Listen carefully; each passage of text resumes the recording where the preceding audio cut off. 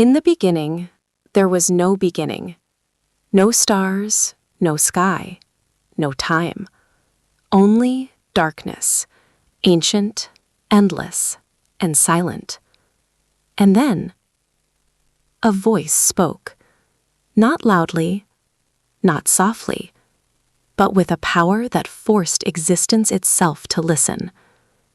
Let there be light. And light obeyed. The darkness trembled as the first light tore through the void like a blade through shadow. Galaxies ignited.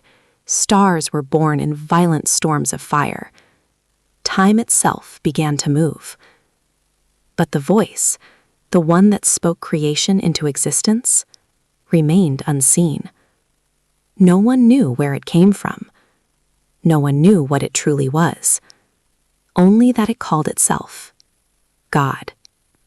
For ages beyond human understanding, this unseen power shaped the universe. Mountains rose from the earth. Oceans swallowed the land. Storms learned to rage. And then, from dust, God created something different, something dangerous. Humans. In a quiet garden called Eden, the first man opened his eyes. Adam. He breathed an air that had never been breathed before. Beside him stood Eve. They walked among rivers of crystal water and trees heavy with fruit. The air was perfect. The world was pure.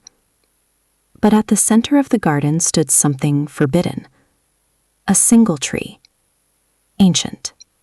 Silent. Watching. God had spoken only one command. You may eat from every tree, except the tree of knowledge. The fruit hanging from its branches carried something no human had ever touched. Truth. And truth can destroy innocence. But the garden was not empty. Something older than humanity watched from the shadows. A serpent. Not just an animal. Something smarter. It slid through the grass like a whisper. Its voice was smooth, dangerously calm. Did God really say you must not eat it? Eve hesitated, because deep inside her mind, a question had begun to grow. Why would God forbid knowledge? What was he hiding? The serpent's eyes gleamed.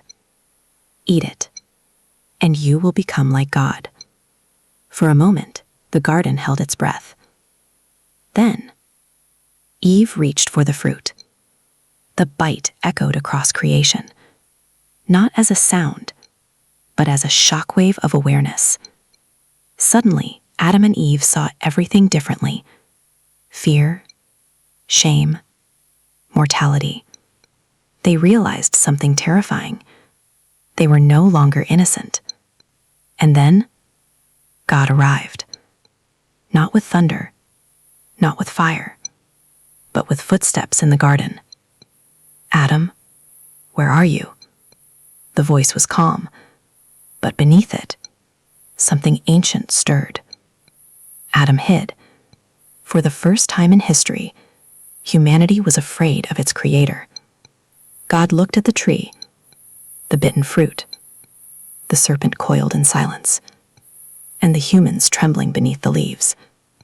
What had been done could not be undone. Knowledge had been awakened, and knowledge comes with a price. The serpent was cursed to crawl forever. The ground itself would resist humanity. Pain would follow birth. Death would follow life.